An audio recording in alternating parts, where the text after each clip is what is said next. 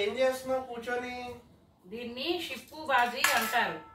మన హైదరాబాద్ లో సోయ కూర అంటారు. ఇవాళ ఈ కూర వండుదామని కట్ చేస్తున్నాను. ఏందో షిప్ అంటావు, ఏరోప్లేన్ అంటావు, ఏం చేస్తున్నావు? ఇది ఏరోప్లేన్ షిప్ కాదు, ఆకుకూర. దీంట్లో ఐరన్ ఉంటది. ఇది చాలా మంచిది.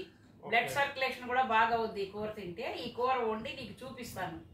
తిని అప్పుడు చెప్పు ఎలా ఉంది. అందులో ఏమున్నాయి బెనిఫిట్స్ ఏంటో తింటే?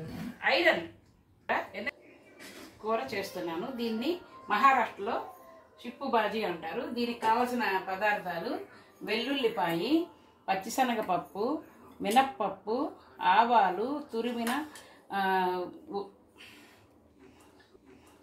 కట్ చేసిన ఉల్లిపాయలు, కరేపాకు, ఇదేమో పుట్నాల పప్పు పొడి, పచ్చిమిరపకాయలు, ఎండుమిరపకాయలు, తురిమిన కొబ్బరి. ఇవి తీసుకోవాలి. స్టవ్ వెలిగిస్తున్నాను. సరిపడా నూనె అంటే 2-3 చెంచాలు ఆయిల్ వేసుకోవాలి ప్యాన్లో. శనగలో ఆయిల్ వేసాను. ఆయిల్ కాగిన తర్వాత ఆవాలు వేసుకోవాలి. ఆవాలు చిటపట అన్న తర్వాత కొంచెము మినప్పప్పు, కొంచెము శనగపప్పు, ఒక్క ఎండుమిరపకాయ, ఒక పచ్చిమిరపకాయ వేసుకోవాలి. కొంచెం కరివేపాకు వేసుకొని కలపాలి. ఏగే వరకు కలపాలి. అలాగా ఏగాలి. ఏగిన తర్వాత ఉల్లిపాయ ముక్కలు వేసుకోవాలి.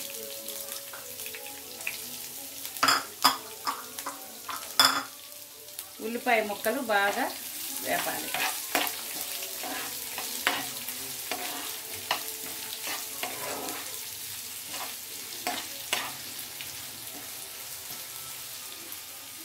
బాగా ఏగే వరకు కలుపుకోవాలి. ఇప్పుడు ఉల్లిపాయలు ఏగిపోయినాయి ఎర్రగా. ఇప్పుడు ఈ సోయా ఆకు వేసేయాలి. ఇందులో సోయ కూర ఆకుని ప్యాన్లో వేసేయాలి. పప్పులు వేగిన తర్వాత ఆకుకూర వేసాము. ఇప్పుడు కొంచెం సాల్ట్ పైన వేయాలి. కొంచెం తగినంత పసుపు దీంట్లో వేయాలి. ఆ తర్వాత మూత పెట్టాలి. ఉప్పు పసుపు వేసిన తర్వాత ఇది చక్కగా నీట్గా నిదానంగా కింద పడకుండా కలబెట్టుకోవాలి. ఉల్లిపాయలు పప్పులు ఇవన్నీ సరిగ్గా కలిసేంత వరకు కలబెట్టుకొని మొత్తం చక్కగా లెవెల్గా అంతా కలబెట్టుకోవాలి. కలబెట్టిన తర్వాత మళ్ళీ దీనిపైన మూత పెట్టాలి. ఇది 1-2 నిమిషాల్లో ఉడికిపోతుంది. ఇప్పుడు ఆకుకూర మగ్గిపోయింది. ఒకసారి మనం బాగా కలుపుకోవాలి. ఆకుకూర మగ్గిపోయింది. ఇప్పుడు కారం చల్లుకోవాలి. తగినంత కారం.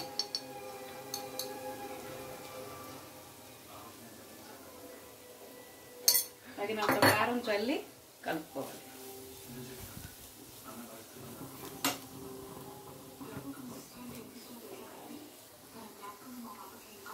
పొడి అంటే మనం చట్నీ చేసుకుంటాం దోశ ఇడ్లీలోకి.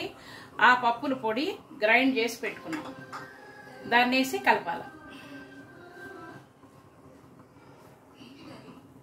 ఇంకా ఫైనల్గా మనం తురిమి పెట్టుకున్న కొబ్బరి,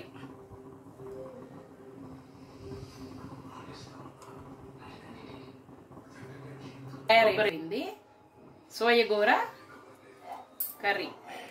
తయారైన కూర మీద గార్నిష్ చేయడానికి కొత్తిమీర వేసాను. అలాగే గార్నిష్గా కొంచెం కొబ్బరి వేయాలి. ఇప్పుడు తయారైపోయింది సోయ కూర, షిప్పు బాజీ కూర రెడీ అయిపోయింది. ఈ కూర అన్నంలోకి తినవచ్చు, చపాతీలో కూడా తినవచ్చు. ఆరోగ్యానికి కూడా చాలా మంచిది. దీంట్లో ఫైబర్ ఉంది. ఎంతో రుచికరమైన సోయ కూర.